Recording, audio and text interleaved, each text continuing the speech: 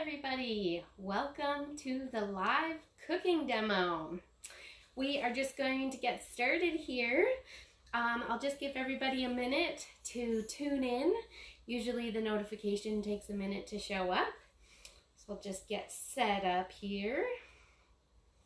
So if you are joining us today, you can comment as we go. Leave your comments below and they should pop up for me so I can keep engaged with you along the way.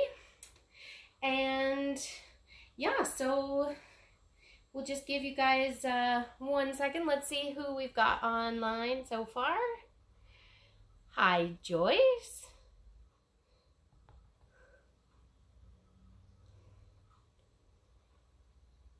How's everybody doing today? All right. Okay, so we're gonna get started here. If you guys come on later or if you watch this later, you're still gonna get all of the fun content. So we are going to make 2 different things today. So first off, we are going to make my very own mocktail. Hi, Auntie Lorene. Nice to see you online. So my husband, when we met, I found out that he doesn't drink, which is fine, but I do like a good cider every once in a while. And so I thought, how are we going to have a drink that we can both enjoy together? And so I came up with this mocktail so that we can have a drink that we can share together, and that way we don't have to have any alcohol in it, but it still kind of tastes like cider to me.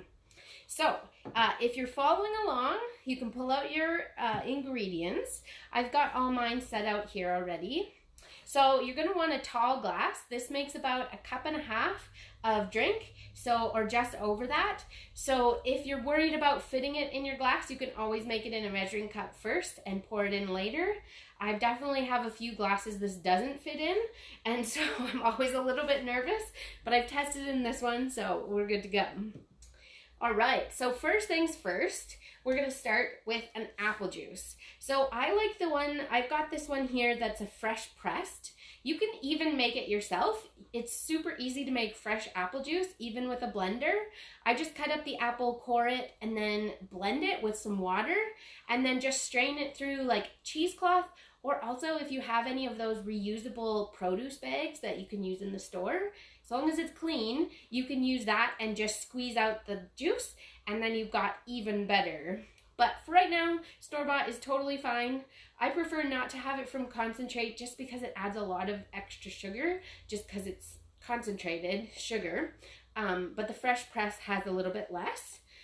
We're kind of going for a sugar-free drink, so as you're going to see, we're going to use some stevia as well, and so we're just trying to keep the sugar as low as possible.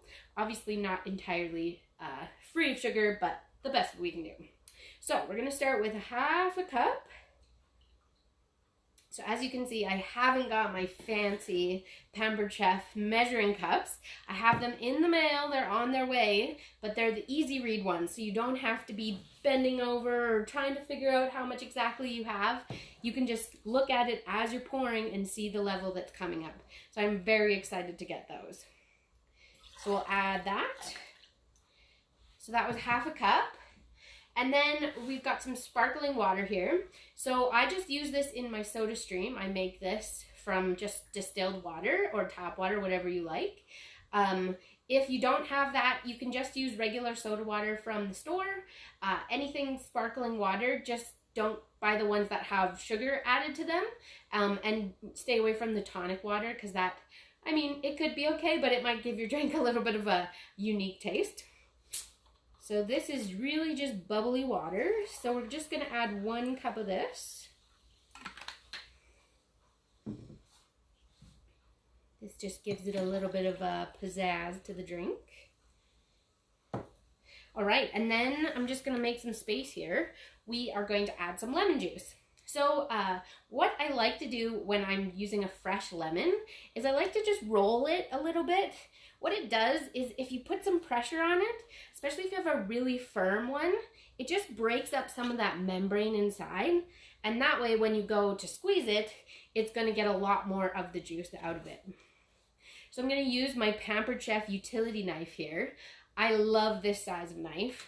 It's probably my most used knife, especially for small things like cutting fruit, cutting apples. I use it all the time to cut apples. It's like a really great size, and these guys are really inexpensive for what they are, for the quality that they are. So I'm really happy with this guy. So I'm going to show you a little bit of a trick as well.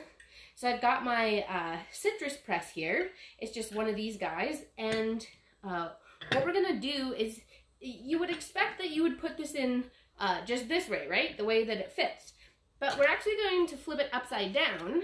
So first off, we're going to carefully cut a bit of like an X slits in it. Just really careful. These knives are really sharp. So you can kind of see it's separating a little bit, segmented. And then we're just going to put it in here upside down. And those slits are just going to give it a little bit, make it a little bit less hard for us to press it. And then we're just going to press it right into here.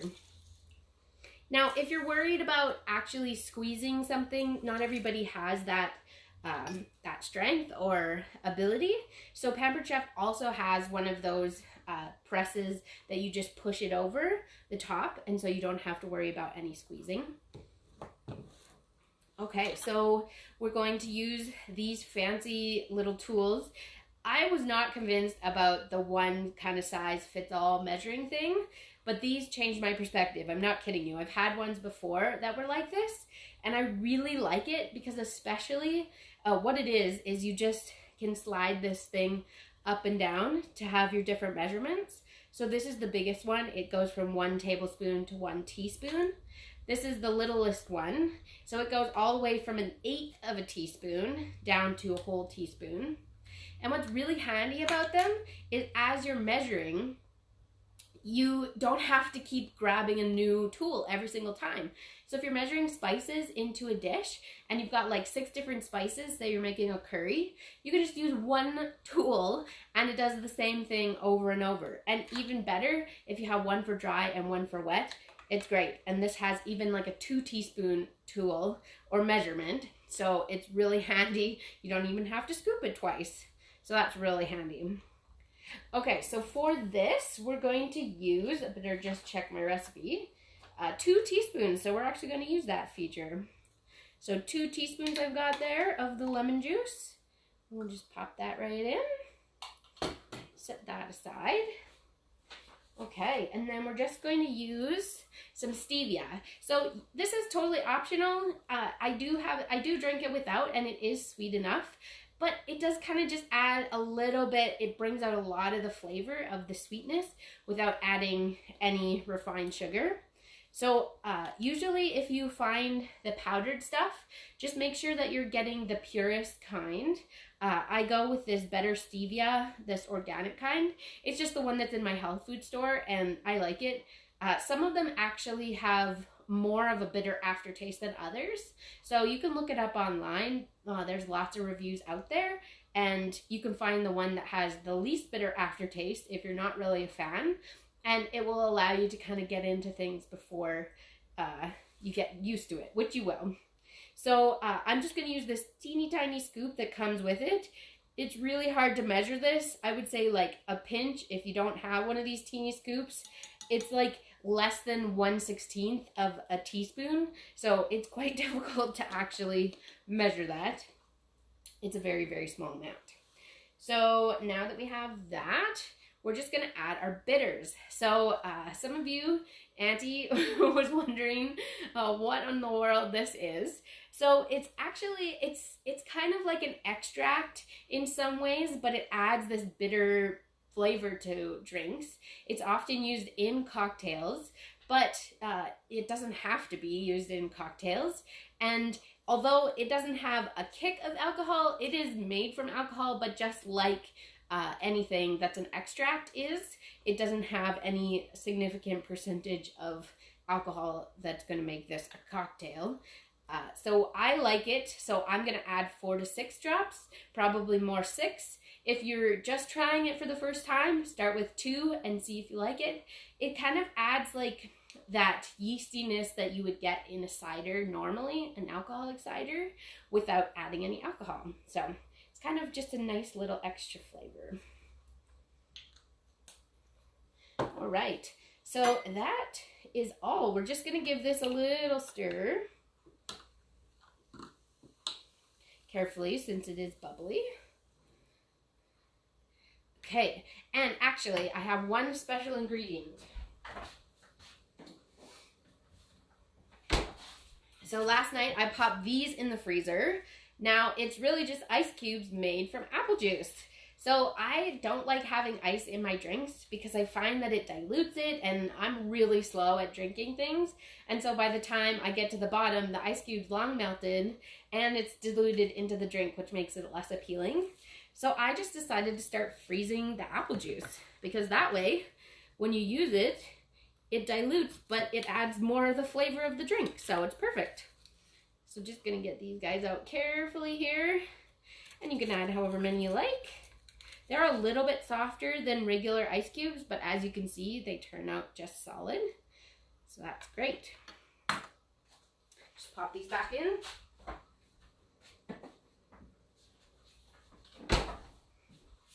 And there we have it. So this is my apple cider sparkling mocktail. Tasty.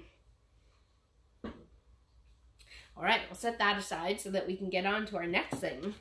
So if you made that, you can now enjoy that while I show you our next recipe here. So let me just get cleaned up.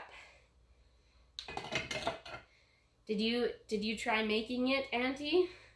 Or are you gonna save it for another day?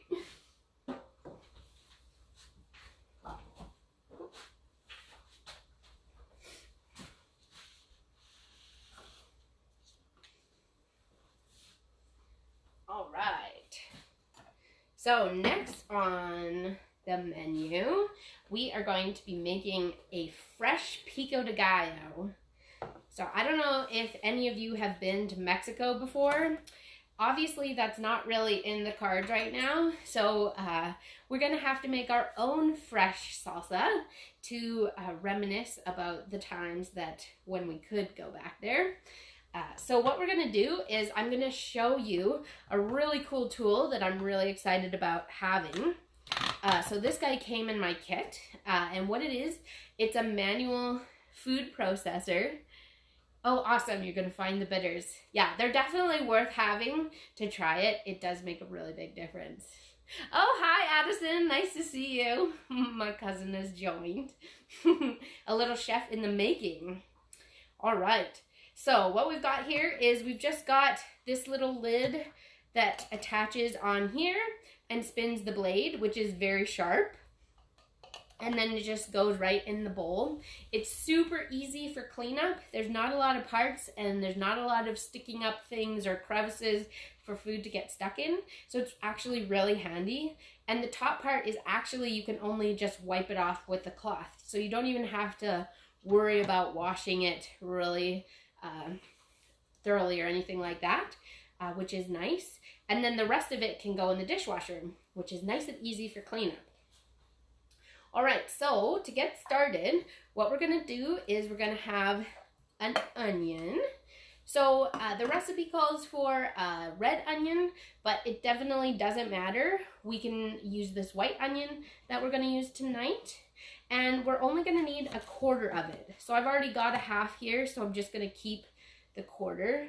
Okay.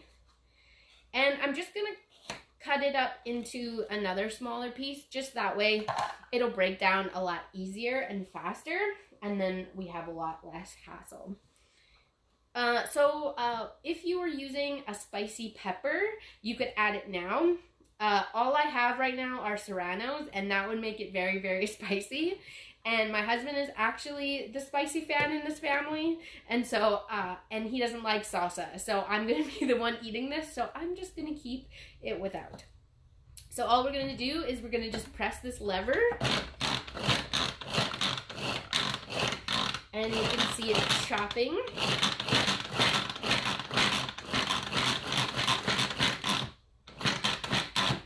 Awesome. So it gets like really fine in just a couple presses of the lever. You can cut it up to whatever size you like. For now, we're going to just stick with sort of like medium fine because we are going to blend it a little bit more. So now we're going to add the rest of our ingredients, pretty much. So I have this garlic here, and normally you could just add the whole peeled cloves to this, but I want to show you another tool that I'm really impressed with that Pampered Chef has, which is the garlic press. So I haven't peeled this because we actually don't need it peeled in order to use this thing. However, I do have the end still left on it from the core end, so I'm just going to cut that piece off just because it does make it a lot easier when you push it through. And then we're going to use 2 cloves, so I'll do that for both of them.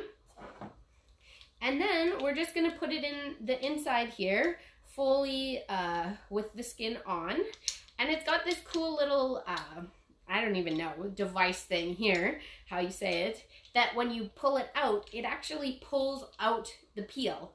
So that's kind of a unique thing from the rest of garlic, sort of generic garlic presses. That's a really handy feature. It doesn't always work, but if it doesn't, it comes with this really cool tool that just nests right here in the handle that allows you to kind of pick it out, or it fits perfectly through the holes here, and so you can push all of the remains out of it, and you can take off the pieces after they're pressed, which is very handy, and it does make for a much less messy procedure. So we'll put 1 clove in there, and we'll just press it right in there, squeeze it, so you can see it's left a little bit of those remains. So just scrape that right off. So it didn't pull it out this time, but that's okay. We'll just pull it out with this. Of course it wouldn't on the demo because that just wouldn't make sense. Okay, so I've still got a few things stuck in there, so I'm just going to press that. And then easy peasy, nice and clean. So we'll just do 1 more.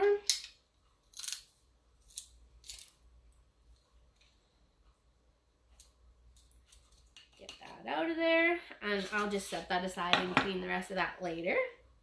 Okay, and then we're gonna add a 1/2 cup of fresh cilantro. So if you are one of those people that thinks cilantro tastes like soap, definitely don't have to use it, but I love it. So I'm going to add all of that in there. All right. And then again, we've got a lime this time, so we're going to use that press again. And same thing, I'm just going to give it a roll. Make sure my knife stays out of the way. Get it kind of softer. Cut that guy in half. And now we're gonna use the whole lime. So again, I'm just gonna cut some slices in it, put it in upside down, squeeze that over.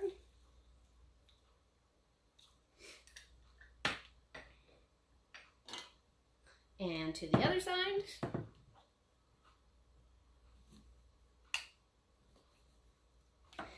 Have you guys ever made your own salsa at home before? Or do you like salsa?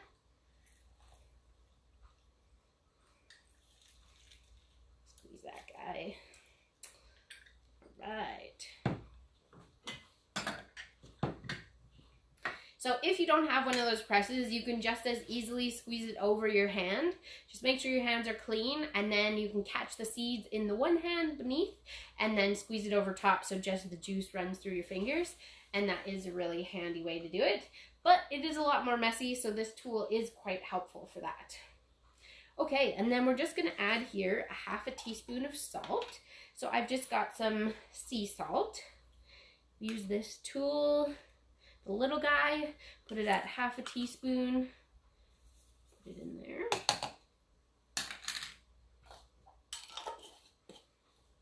Okay, and then we're gonna blend this up a little bit before we add the tomatoes.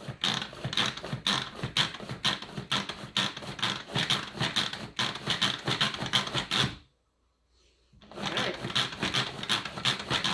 Basically just to the consistency that you like. So that looks pretty good to me. We're gonna add a little bit more. Addison does not like salsa. Well, I'm disappointed to hear that, Addison. You might just have to like it just to try mine, don't you think? So now I'm going to add 2 cups of cherry tomatoes. Also, this is another Pampered Chef product that I'm a really big fan of. They're these silicone prep bowls. And so it's really handy, like if you're trying to pour something into something without a funnel, you can use the precision. There's a bit of a tap here, a spout to pour, and then you're able to kind of get some of that precision, which is really helpful, especially for any kind of batter or stuff like that. Yeah, homemade definitely can be an effort, but what I do love about this is, like, I'm obviously taking a little bit longer because I'm explaining everything along the way, but if you were to do this at home, you could easily do it in 5 minutes. This thing really makes a big difference for that. Okay, so we've got a full load in here. So I'm gonna just take a few out. I remember reading in the recipe now that you're supposed to do half of these first, so I should probably follow the recipe. There we go. Get those cut up in there. Got a bit of a runaway.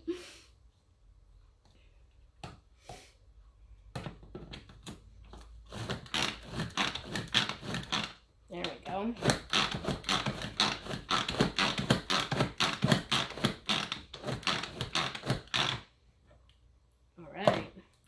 Still going. And you get a nice little workout too. Well, you don't even have to touch the food. All right. So I'm just going to show this to you. Obviously, I can take some time and do the rest of these guys, but you really get the idea. So that is our beautiful salsa.